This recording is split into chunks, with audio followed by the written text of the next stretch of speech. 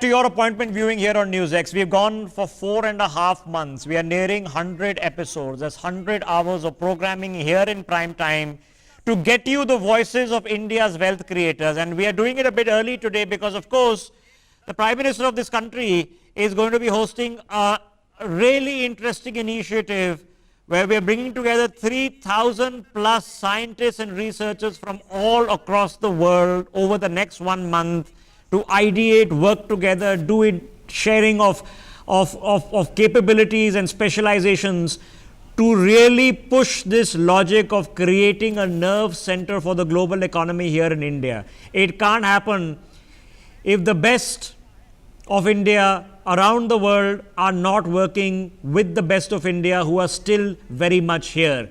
There is a due that needs to be given to all the wealth creators in this country. We have to love their products, get involved in their businesses because, as I keep saying, we are all in that same boat. If all of us do well, then all of us will do well. Let's quickly open up this conversation. We have Mr. S. Ravi, Managing Partner of Ravi Rajan and Company. He's also the Chairman of TFCI and former Chairman of the BSE. Joining us on the telecast, Mr. Abhinav Dwivedi, Founder and Managing Director of Progressive Financial Ventures. Mr. Virendra Gupta, Founder of Daily Hunt. Mr. Umang Bedi, who's a co-founder of Daily Hunt. Dr. Binti Singh, who is from the faculty at the KRVI in Mumbai, and she's Associate Editor with Oxford Urbanist. Dr. Himadri Das, Director General of IMI, is with us. And as always, Dr. Anurag Batra, Editor-in-Chief of Business World. Dr. Batra, set up this conversation for us. With the COVID crisis, lives mattered, but the livelihoods also matter because the health crisis became an economic crisis.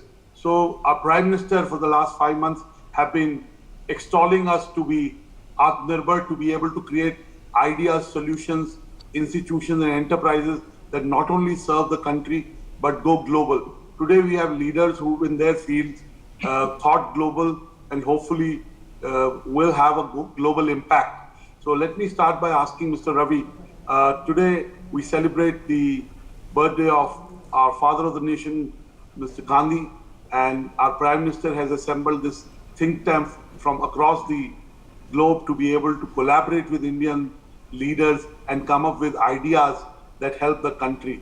Tell us, how has the idea of Atmanirbharta traveled from Gandhi to Modi, if I may ask, and how do you think we can be Atmanirbhar in the true sense, whether it's in textiles, whether it's in access to capital and creating capital in India so that we can fund our own entrepreneurs? So what are your opening comments, Mr. Ravi? Good evening to everybody. First of all, this journey from Mahatma Gandhi ji to Mr. Modi, it's been a long journey. And if you see, certain principles of Mahatma Gandhi ji have been sort of carried forward by Mr. Modi. Let us look at Swaraj, where the empowerment to the village is happening. So that is the first and foremost aspect where even there is a portal for governance. So that is the first step. The second, you look at Swadeshi, which Mr. Gandhi ji started, Swadeshi Andolan, which was basically propagating self-reliance and making their own products in the villages so as to provide employment and to also be self-reliant on us. On the city or the village itself was self-reliant. And basic one quote of his where he says very clearly that each village should be like a republic. So basically he focused on absolutely empowerment of the village, and that is what Prime Minister Modi in his Atmanirbhar, the 5 series of that, the 3rd and the 4th series focused on the Atmanirbhar part of it, where he tried to empower the rural part of India, which is very, very important. Then the chakra, which symbolizes Gandhiji, means producing in India. That also, if you see the last 2 months and the face-off with China, basically, again, we are focusing, it's a wake-up call for all of us, and there has been a lot of steps that have been taken to see that the trade deficit is sort of reduced and India starts producing and becomes a manufacturing hub of all sorts. Then textiles, he mentioned, Khadi. Khadi has been revived. if you look at what the sales were in 2010 and what the sales is in 2017, the sales went up by 65% in khadi and the production increased by 68%. So that is the level that he has focused on. And then if you look again from Mr. Gandhiji to now, we looked at women empowerment. If you look at some of the quotes of Gandhiji, again, he has focused on women empowerment and equality. And I think even in the Companies Act and all other places, the women empowerment has come into place. Though it has come through a statute, but it has come in place. And similarly, you look at even the poverty. So if you look at the quotes of Gandhiji, he actually feels that the poverty is one of the worst enemies for this country. And so again, there are a lot of focus on the rural poverty elimination, and also there was a lot of focus on, for example, even the small houses, the small village houses, the toilets. So actually, there are a lot of steps that have happened in this process. So I think if you look at all the principles of Gandhiji today in the marketplace and the economy, they are relevant, and the present government and over the period, they have taken this forward. So I feel it is very relevant to make a modern India. All these principles of Gandhiji are very relevant today. Okay, Mr. Ravi, we'll come back to you. Umang and Virender, and you can choose to come as you wish. You both have co-founded this technology company, and your ambition of competing with the duopoly of Facebook and Google. And you made good progress in terms of the audience impact, in terms of revenues, in terms of capital raise. You have the traction and momentum where you could definitely be in the distance of challenging them, if I may put it. You launched this app called Josh immediately after TikTok was banned, and you have global ambitions. Of course, if you conquer India, you're in a very good position. We are the largest digital market for any product. And, dare I say, for the first time, there's a product company in our country in this domain. So where are you getting this Josh from? And do you see Gandhiji's idea of Atmanirbharta in terms of creating for India and also serving it to the world being realized through this app called Josh that you launched, Viru and Umang? Yeah, Anurag, firstly, thanks a lot for having both Viru and me here. We are very, very thrilled to be here. Let me start by saying that I think today, more than ever, is so relevant for the whole concept of being self-reliant or being Atmanirbhar. Whether, Prime Minister Modi has been saying this for the last 6 months. This is stemming from the ideology, as you said, from Mahatma Gandhiji. And what better time than today on his birthday to be having this conversation. I think at our end, let me start by saying that Viru and I both have tremendous respect for Indian entrepreneurs, right? When you think about entrepreneurial journeys in India, it's an act of supreme courage, where all the odds are stacked against you, right? Where the unit economics are relentless, there is a lack of a safety net. And like you said, you're always competing with global giants. For us, it's been a very humbling journey because our mission is really to include 1 billion people in the nation's digital narrative. And empowered by Daily Hunt, which is a local language platform serving Bharat for the last couple of years in 14 different languages, we feel a social revolution around local language content is happening, right? And our mission, like you said, is to be the largest Indian languages focused platform that's empowering 1 billion Indians to consume, discover, and socialize with content that enriches, entertains, and also informs them, right? Now, as Prime Minister Modi declared India to be Atmanirbhar across sectors and industries, you rightly pointed out that this put immense responsibility on companies like us. So at Daily Hunt, we had all the josh, all the energy, and a small team came together to launch our short video platform, which is proudly made in India and is Bharat's fastest growing and most engaged app. For us, the way we think about it, Anurag, is Josh is a Mahagathbandhan or a mega confluence of the country's top 200 plus creators who have an overall following base of over 300 million people on social media. The biggest music labels with T-Series, Sony, Vivo, with the best technology platform and creative tools, the hottest entertainment format in terms of short video, formidable young user demographics all across the largest local language platform. And the way we think about it is, as Sinatra said, if you can do it here, you can do it anywhere. So start off by serving India, and I'd love for Viru to chime in and share all the numbers and the excitement around growth, and I'll pause here.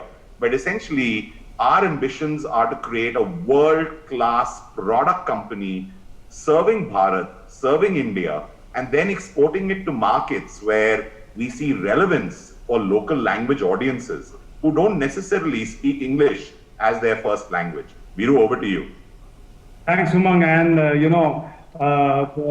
want to reflect a little bit on this question of Atmanirbhar, right? And we'll come to the Josh numbers in some time. I think it starts with having pride in your culture and your language. I mean, Mr. Gandhi went to second roundtable of House of Commons and spoke in Hindi. Mr. Modi goes to UN and speaks in Hindi. So now, I think Atmanirbhar starts by having pride in your culture, in your legacy, in your language. And I think that's very, very important, and we need to wear this on our sleeves. This, this whole slogan of doing Romans as Romans do is wrong. Doing Romans as Indians do. And I think that's where your Atmanirbhar starts. Now, definition of Atmanirbhar has changed over a period of time. I mean, we were Atmanirbhar in Indus Valley civilization as well, right? India was a golden bird. Over the period of time, I mean, we got conquered and we lost a little bit of faith in what we were. And that's why when Mr. Mahatma Gandhi started Atmanirbhar, it was from a position of oppression. We were oppressed society, and it was a defensive strategy. Now what Mr. Modi is driving is an offensive strategy. And my firm belief is that's the strategy to go towards being an Atmanirbhar. Because you need not only serve India, but you need to serve the world so that you are connected and you don't have any flanks open and you're competitive and you're serving the world. And to me, that is the biggest definition of Atmanirbhar. And what Umang and me are building and believing in this vision of Atmanirbhar Bharat is to create indigenous technologies, indigenous content, indigenous music, which is spreading the culture and Sanskriti of Bharat, winning in India, and there is there's a level playing field being provided by the government, and then exporting it to the larger part of the world, and making India proud. So we launched Josh 2 months back. The numbers are the largest short video app, 50 million plus downloads, 23 million DAUs, 1 billion video plays. You will see in next few months, we crossing 100 million downloads, 50 million, app DAUs, 8 to 10 billion video plays being played. So basically spread, serving the middle belly of Bharat, which is what Mr. Gandhi and Mr. Modi, and incidentally, today is the birth anniversary of Lal Bahadur Shastri, who gave the slogan of Jai Jawan, Jai Kisan, which is very, very relevant in today's scenario. Serving Bharat is our motto, and we are fully committed towards it. Thank you so much, Viru. Also, when the Prime Minister talks of Atmanirbharta, it is raising the consciousness. It is about giving confidence that you can do it. Yes. You can do it in 1 year, 2 years, 3 years.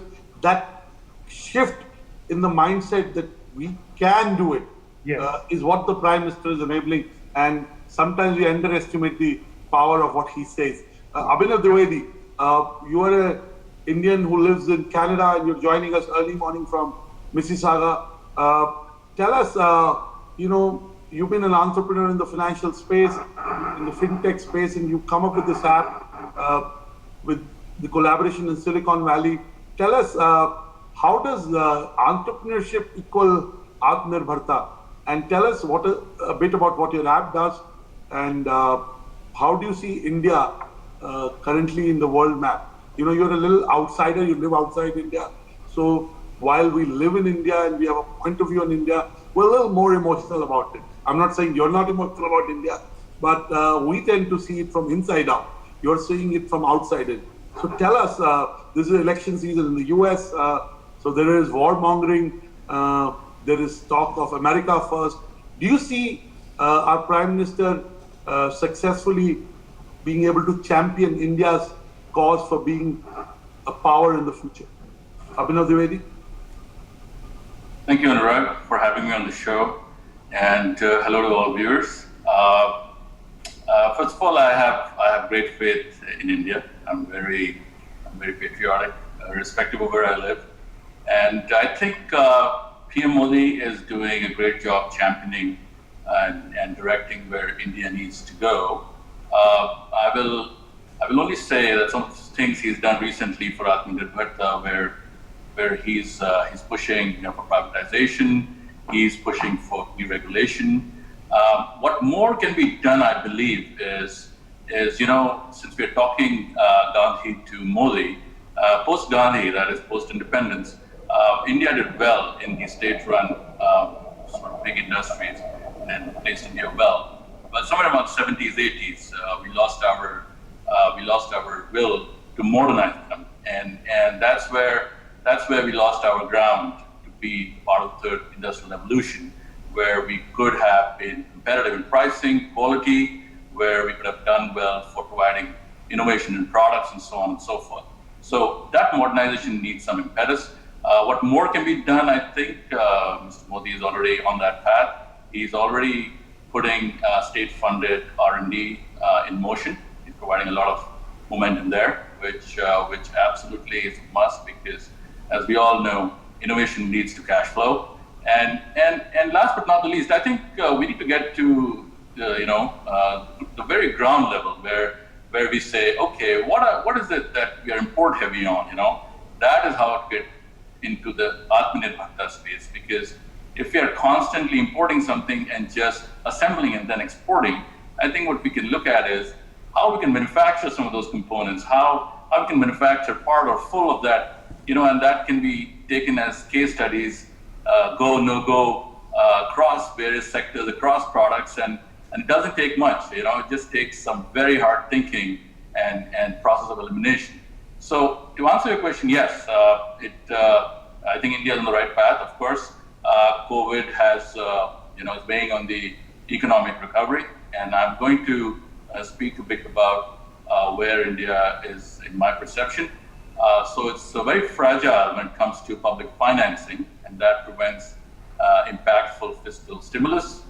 The elevated inflation doesn't help, because RBI's efforts to provide monetary easing have totally collapsed, and that can only happen once inflation eases. Now, all experts say it should happen or to start to happen in the direction end of year, early next year.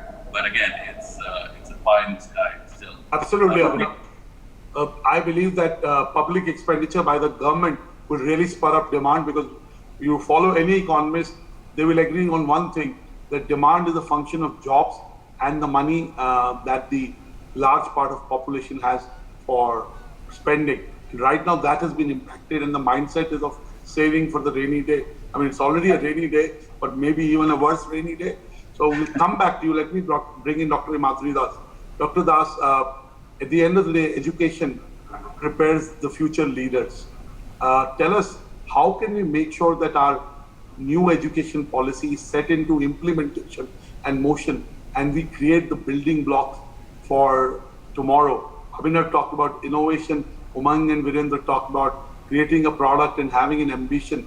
How do you make sure that when you talk to your business school, when you talk to your graduates, they have that ambition of not just getting a job, not just getting B-school education, but in some way being employers, creating jobs, making impact? So give us a sense of the new education policy. How is IMI aligned to doing that, and what are your views in terms of education being the single biggest pivot around which everything else can happen? You'll have to unmute yourself, Dr. Das. Unmute is the second most popular word of 2020, first being COVID and the third being mute. So, Dr. Das, here you go. Thank you very much, Anurag, for having me here.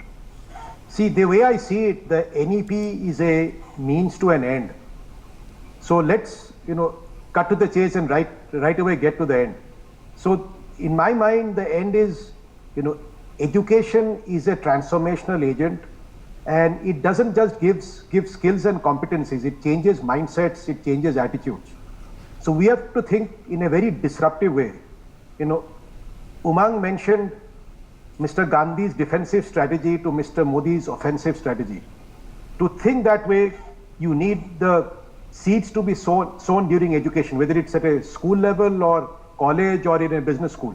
And that has to be a consistent theme that is put through. For example, we have been focusing on Atmanirbhar Bharat, meaning a self-reliant India. In the old days, its objective was import substitution. But that's where the mindset has to change.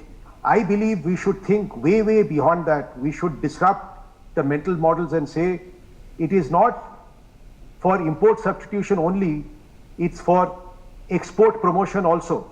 And it is not India being self-reliant and not dependent on the rest of the world, but sooner than later, the rest of the world being dependent on India.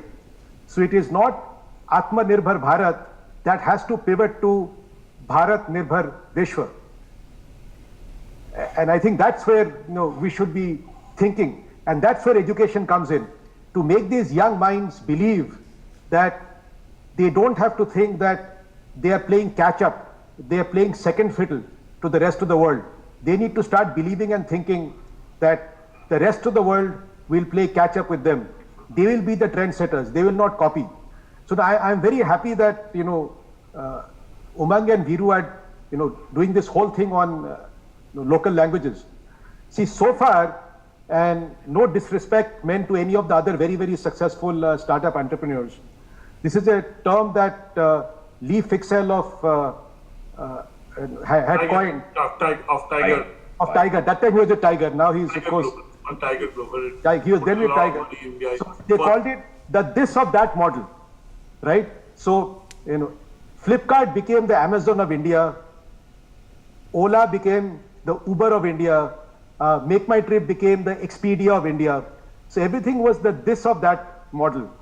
And that, gets you success when you are operating in a very, if I may use the word, very, greenfield kind of place, where everybody is kind of starved. But now we are in a situation where we have gone beyond that. We have gone beyond sustenance. So now the product innovations have to come out of India. And there is a term which is used a lot in entrepreneurship and innovation called reverse innovation. So we need to be able to reverse innovate, where the innovation happens for India and then it disseminates outside. So there is diffusion of innovation from India to other markets, and not just developing markets, but also to developed markets. Thank you, Dr. That is the mindset. Yeah, and that is what education should do. Education should make people turn things on its head and say, this is all possible, and we are not, with handcuffs. Thank you so much, Dr. Das, for such lovely inputs. Dr. Binti Singh, you heard the entrepreneurs and the, academician on the panel. When we talk of Atmanirbharta, we also talk of sustainability. We talk of sustainable cities. We talk of city design, which caters to the aspirations of modern India, of the rural Bharat. So tell us, Gandhiji talked about Swachh Bharat in a different way, and today when we talk of diseases, a more productive India means a disease-free India. So tell us, when we build our modern cities, we build our habitats, are we really, for example, specially abled people? Most of the new cities in India have factored that in, but if you go to existing cities, they haven't factored in. And specially abled people can also contribute to the growth of GDP. So tell us, once sustainability, do you think that will get us to Atmanirbharta, where the triple bottom line that we talk of, financial, environmental, and we talk of a planet, purpose, and people. Are we really factoring in while we're trying to become Atmanirbhar? And do you think it is worth it just to make profits and not worry about how we build our habitats and how environments are being kind of ruined? I mean, in Delhi, we don't talk of air quality index till October, when there is burning in Punjab, because if in COVID that burning continues, Delhi will be, I don't know, think about it. It will be a difficult place to live in COVID, and it may spike in infections because the lung capability will be impacted even further. I mean, it sounds such non-economic. If people can't work, if they can't live, they can't work. So give us a sense of, is sustainability the driver for Atmanirbharta, or should it be something else? Yes. Dr. Singh, we can hear you clearly. We can see you and hear you. Okay. First of all, thank you for inviting me and giving me this opportunity to be part of this esteemed panel. And it was great learning and listening to everybody. And so much is being done, actually. I guess the COVID has been a level player and has been an equalizer in many sense, that it has brought, and many things that we were sweeping under the carpet for many years is not suddenly brought to the fore, and we have to attend them at urgency, at an urgent, immediate basis, and that is sustainability. And we are talking of resilience, but then we have cities like Varanasi and Ujjain, which have been living histories, which are older than histories. So we have been resilient, but not all of resilience is sustainable. So there's a crucial difference between the definition of what is resilience and what is sustainability. Sustainability is something that is collectively decided as good for society. And today, I think after the COVID, so many months have gone and we have taken a step back. We are looking at our growth trajectories. We are looking at the global scenario and the Atmanirbhar Bharat narrative, and so many things happening, so many new initiatives put in place. I think we've also come to realize the importance of safe, sustainable, inclusive, and safe, sustainable, inclusive resilient cities, which is goal 11 of the SDGs.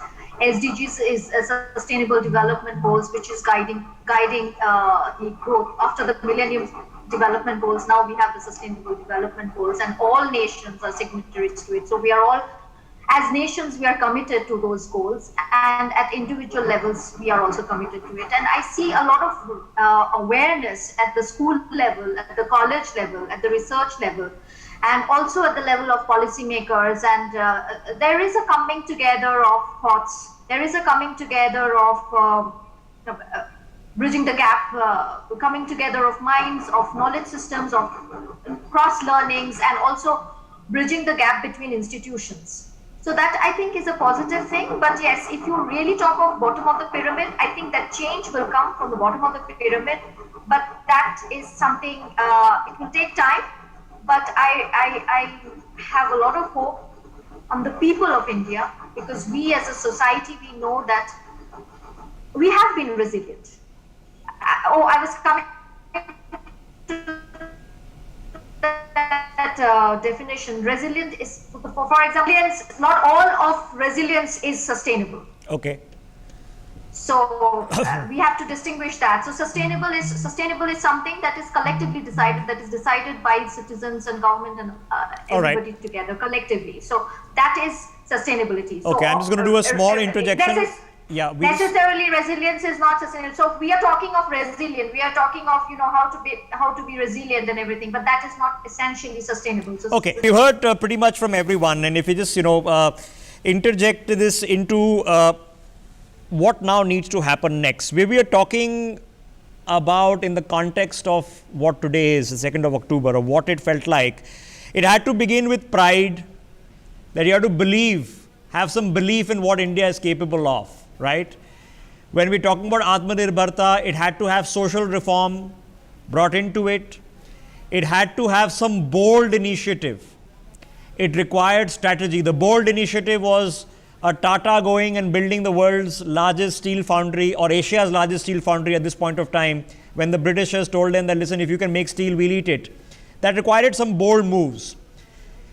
It also required creating an environment here in India where institution building, whether it be corporate institution building or public institution building, became a thing. We talk about in the modern context of ecosystems. It was institution building 60, 70 years ago. That's the rough area of this conversation. Let's quickly work this out in reverse, as Anurag was suggesting.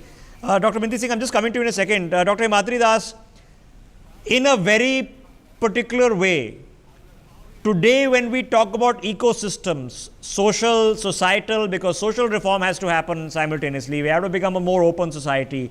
We have to become more open and transparent government. Where is the ecosystem model happening, sir, that you see is something that can be replicated across sectors?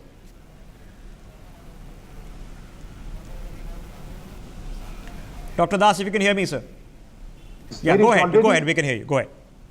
There is already a breaking of social barriers that is happening in what I would call the democratization of education. If you look at top schools all over the country, whether it is undergraduate engineering or business schools at the postgraduate level, compared to even say 10 years ago, the kind of intake of students you get is much more diverse than it used to be. There was a time, when a lot of us went to school, that it was very metro-centric, and that started changing long ago. But now you have people who come in from places that many of us have never heard of.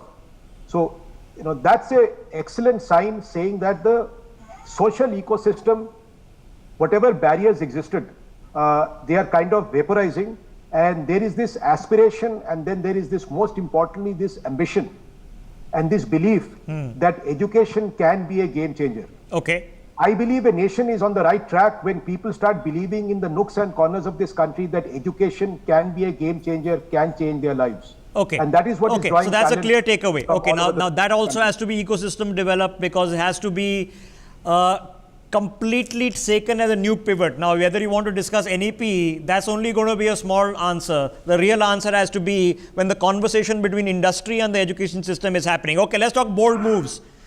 Virendra Gupta, do we need bold moves? Still, are there areas for bold action? Where, I keep talking about this on this broadcast and others. We need in the end, a silicon fabricator in this country. Eventually, all you guys who are app-based are still going to be facing the same problem that ironically even Facebook is facing. That Android and Apple are going to own the platform with which you operate. Do we need our own platform? Is there room for bold moves? Virendra Gupta. There is definitely need of lot of bold moves. I think first thing is, that we need to enhance our human capital index, which means, we export a lot of talented people from here. They go abroad and build great companies. We need to ensure that our human capital index goes up 10x time. That's one. Second thing is, I'm not a believer of this social equality. I think social equality will happen. You need to create demand. India should create so many jobs, so many industries, that any engineer coming out before he comes out, or any doctor coming out before he comes out, any technician coming out before he comes out, has three jobs. So I think we need to make very, very bold moves in terms of, one is increasing our human capital index, one is getting industries, manufacturing and services both at a different scale. And we can do it. We are a largest democracy of the country. No, how do we scale? How do we scale? Virendra Gupta, how is it scaling? Because we are obviously not talking massive employment programs from government. Now, where is the scale going to come from? So see, please understand that this is a step-by-step program. I mean, you can't build, Rome in one day. So basically what we are seeing is India is a services economy right now. Yes. Right? And that's going pretty well. And, there's an issue because of COVID. As we come out of COVID, we will see services economy going up. Second thing is on Digital Bharat. Mr. Modi has made strong, bold moves. And that's helping us. And there's a lot of movement about... Okay, so what's the bold move? Let me pick on that. Umang Bedi, one is the service-led when we used to talk about 10 years ago, which was us doing back-end operations for American companies. That was a different service-led economy. Now service-led is what you guys are doing, providing services which are innovative, entrepreneurial and creative, completely different from doing a back-end office job of filing. Where is the bold move still required here? So I think one big bold move is that India has always believed in an open and neutral internet that supports multi-stakeholderism, right? But it cannot allow a situation where its openness is used against its sovereign interests and public security, undermining both citizens' rights and democratic values. And I think for a variety of these reasons, the government has been very bold right now without the fear of upsetting Chinese investors. And there has been across the world, and we've seen this play out in the US, limited political will on the parts of government to exercise appropriate checks and balances, right? Where platforms have exploited this game, right? This has led to a consolidation of power and consumption and decision making for a few Chinese platforms that are even denied this in China itself. In this regard, India's ban on the 180 odd Chinese apps across the digital Rubicon, in doing so, protects the democratic rights and the values of the Indian Okay, but Constitution. Umang Bedi, how much internally, when you guys have this conversation about where, we keep talking data is the new oil, data is the new gold, data is the new oil, right? Eventually you have to have a conversation that if it's the new oil or gold, it'll have to be a tradable asset. You'll have to have a unit trading concept for it. Who owns the data will become a matter of conversation. Do you as a company own? Is it a national asset like oil that the country owns, or like airways do we own? Do you guys have this internal conversation that when we are going to be building our app and we're looking 5 years from our conceptualization of what we need and use our data for is going to be different from the misuse that's currently been happening? It's a great question, and I can talk from my previous experience here without getting into that directly. But when you Rishabh, just to build on Umang, he used to head a digital company which has been in news recently, last 30-40 days, all for the wrong reasons. So, yes. Yeah. Essentially, when you look at platforms all across the world, they're built on monetizing personal data of individuals.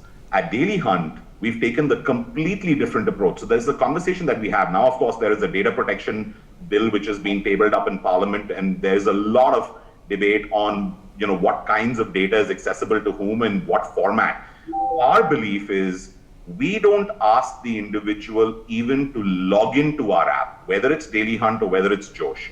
You just select the language of your choice, and we start customizing the app basis your implicit preferences of your browsing behavior. A very simple way of describing that is when you look into Daily Hunt or into Josh, Daily Hunt or Josh is looking right back into you. And so we're really understanding how are you browsing, what kind of content you're trying to consume, from which source, at what time of day, from what genre, in what language. And we are building a very personalized, deep and meaningful experience without asking you for. Okay, I have a couple of specific questions. When we talk about data sovereignty, how do you incorporate it at your kind of level? Do you have the server capacity here in India that all of you guys wanted to be based out of India? You could host those billions of video views right out of India, no problem. Is it possible? Absolutely possible. Today we have about 30 billion video plays a month on Josh and over 10 billion video plays a month on Daily Hunt. All of this is hosted right here in India on our own custom designed public cloud. How useful it would be. Yeah, go ahead, Dr. Batra. Yes. And by the way, it's in Bharat, which means we have POPs in small cities so that we can serve the country. Right. And if you go to Singapore or US to get a serving POP. So Dr. Batra wants to make a quick interjection. Dr. Batra, go ahead. Also, the data centers in the last 1 year have ramped up, anticipating the needs. Indian-owned data centers owned by Indian entrepreneurs. Yeah. The last 1 year, data center has been that big sector that has seen investments for the future. We don't get talk about it, but people are seeing the success of Amazon Web Services, of Google Cloud, and Indian entrepreneurs are good at sensing opportunity. For the first time, they're thinking of scale. At this point, I want to bring in Mr. Ravi. One of the biggest employers in the country is textile. And, again, Gandhiji talked about Khadi and how it provides employment. And I remember you wrote a very deep article about how to revive the textile sector in India for business world. Tell us, do you think we can revive the textile sector in the next few years? Because Vietnam is so competitive. Bangladesh has been super competitive. Labor laws have been amended, but still a long way to go. Cost of capital high, cost of land high. So tell us, how will we be competitive in textiles, which used to be such a big strength for us, say 40 years back? So on textiles, which is the second largest employer, means you can imagine employment is the second largest employer is the textile. And where we are failing is actually we are not connecting. So what I have told this, and I have written also about this, embassy to embassy connect and foreign affairs ministries connect, and helping our textile industries to reach out to the buyers outside. So let me tell you a classic example in this COVID times. Most of the embassies reached out to other vendors so that they could get easy terms. Their payments were stuck or they tried to resolve it. So we don't have a resolution mechanism here. And unless there is a G2G support that comes, this industry is going to suffer. Apart from the constraint of capital, apart from the issues of labor cost, etc., we have the ability to go and do it still because we are very good in our quality, but we need good structures where we can reach out to the vendors outside India. And India's export market can be funneled by very good, efficient shipping, by good payment terms, and also negotiating hard. Because India is producing quality, and that is what we should work on. And I think it requires a big effort. It's not an easy thing. It has to be an effort by the government to see that the interest rates of textile industry, which is the second largest employer, has to be reduced. See that the vendors' terms are negotiated, though there will be commercial arrangements, but still the support that comes is very important. And then why not textile parks, which have not really taken off? Yeah. But I think they were very close to the 20 years back, but they still haven't taken off. And why not very close to the port where we can have exports? So, and what about domestic consumption? So domestic consumption is also a very big thing. Why can't we do import substitution here in textiles, which itself is a very big market? So I think we will have to have a very focused approach. And I think that is where I think regulatory and all these measures will come into play. Though there are small, like Tirupur has a very good setup of textiles, and some other places have very good centers. But all we require is to harmonize them. Okay, Mr. Ravi, since you're mentioning it, I want to ask you a follow-up question on this, because at what point of time do you see the India brand story really taking off? Because we still often talk of textile market in trying to become a supplier like Bangladesh is, to foreign companies and manufacture here in India. When is the India brand story going to take off? When the world is buying not only made in India, but Indian brands? So it will take 2 to 3 years because we have to stabilize. See, what has happened is a lot of these textile units which are in the SME space have crumbled during this COVID time. And they did not have the ability to go bounce back, though government has provided adequate package to them. Yeah, but what has happened is because they were all leveraging on their thin capital that they had, so they require further support. I look at it in a period of 2 to 3 years.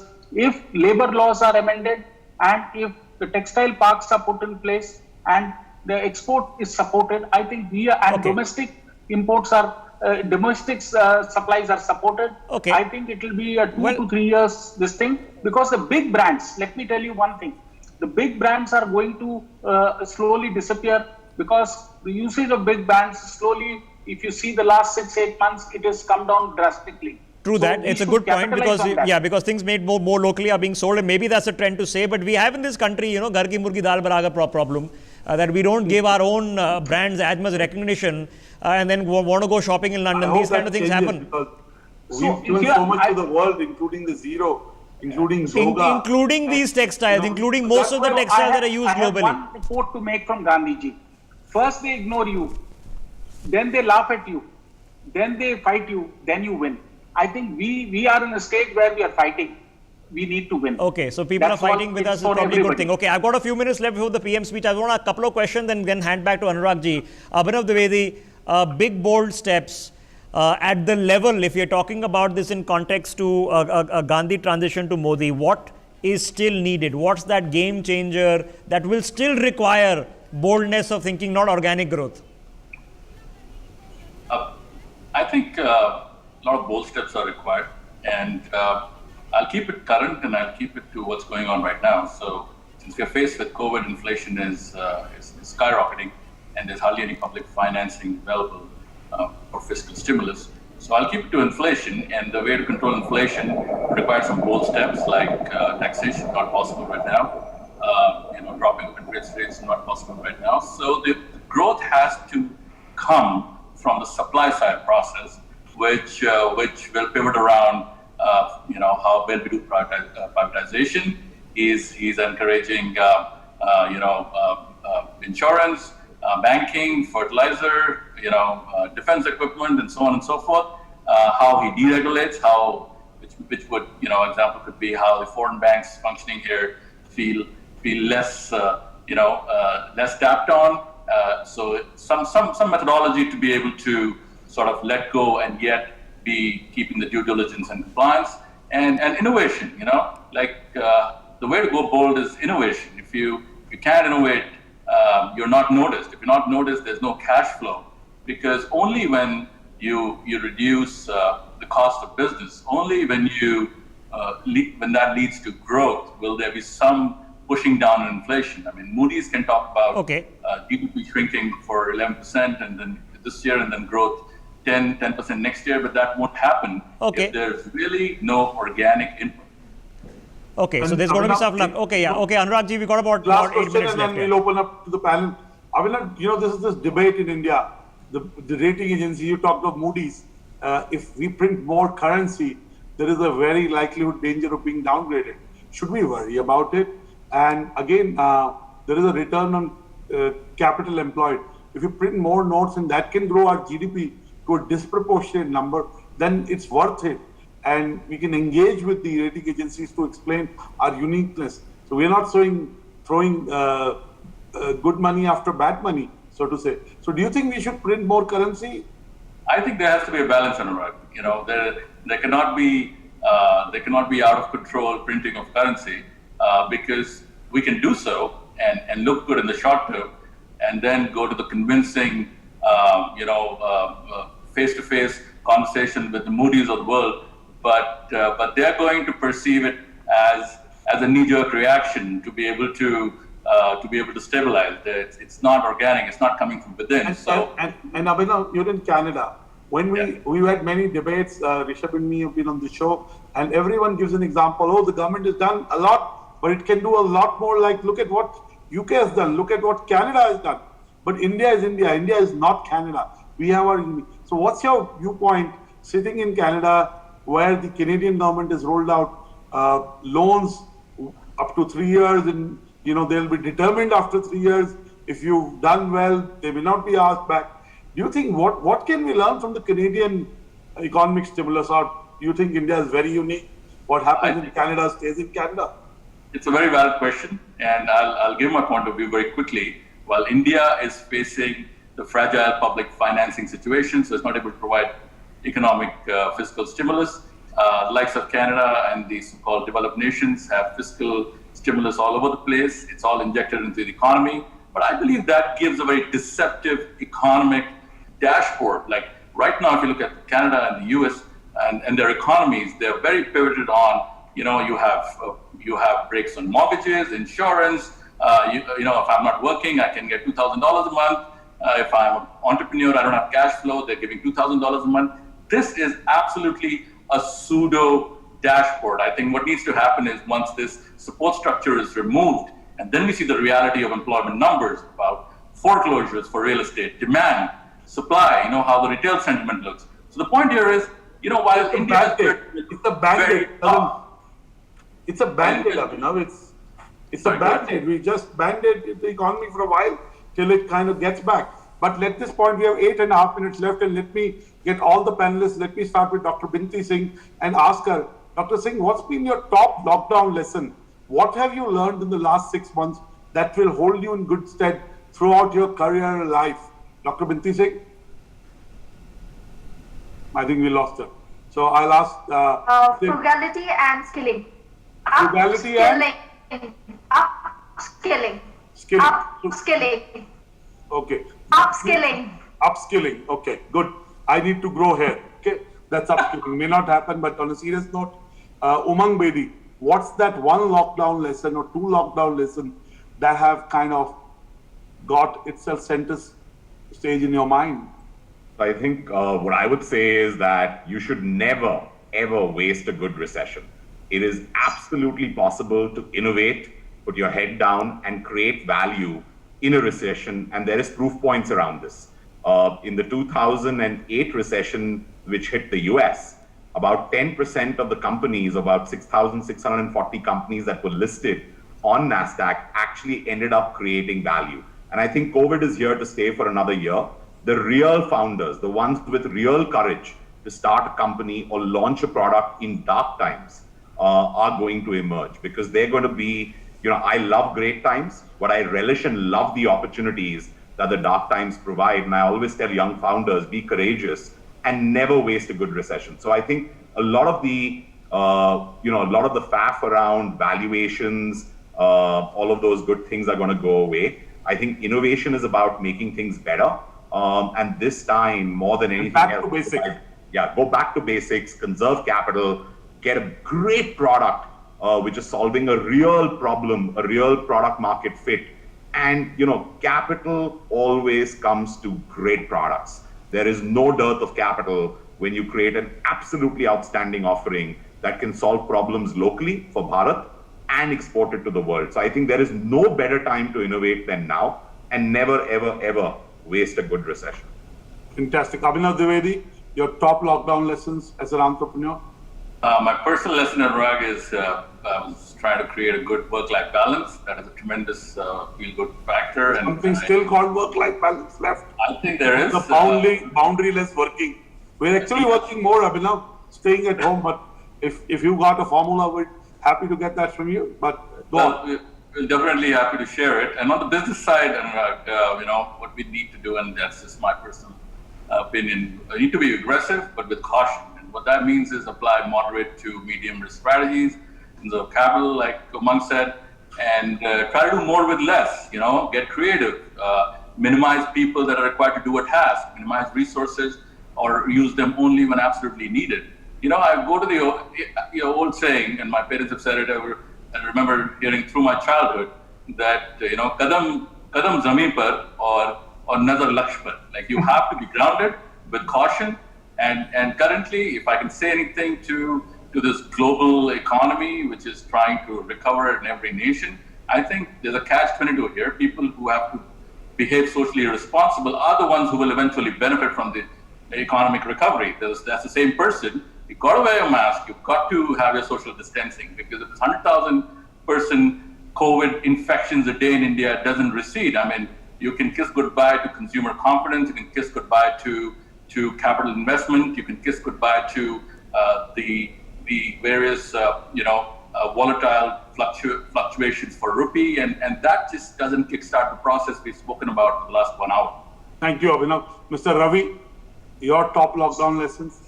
So this is the time where everybody has to look inward, see what and who has stood by them. And this is a lesson where, even the employees or even the vendors or whoever are associated with you, how strong have they been with you? And what are the things that we are doing, 5 steps or 10 steps, to see that we last this pandemic, which is going to be over a period of 1 year at least.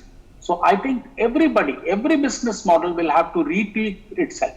Will have to reinvent itself. You have to reimagine, rethink, and it's a time to build relationship. Virendra Gupta, final word for you. What's your top lockdown lesson? My top lockdown, that this COVID times has taught the Bharatiya way of working. We are not hire and fire. We are a family way of working. Be more empathetic, have a character, have your people around you. Good times and bad times don't last. Good people last, right? So one thing which we have learned is this whole Bharatiya way of doing things, which that has worked out very well for us. Dr. Das, your final word. The biggest lockdown lesson for me has been the power of digital, realizing the power of digital. There were a lot of things we thought could be only done physically. Now we realize all of that can be done digitally and possibly much more efficiently, that lesson is something we'll use even after the COVID is gone many years later. And there was a question about a bold move, and there was a bold move that is related to this. We need to have, the government needs to put in digital infrastructure where high internet bandwidth pipes are laid to every nook and corner of the country. And education has to formally be allowed to go online at all levels, where people sitting in remote parts can consume high quality education, get degrees, get skills, get competencies without stuttering on the bandwidth. Today, the biggest problem in online education has created a digital divide. We need to bridge it. Absolutely. Back to you, Rishabh. Okay, guys. Thank you so much. It was a fascinating conversation. For more such videos, subscribe to the NewsX YouTube channel, hit the bell icon.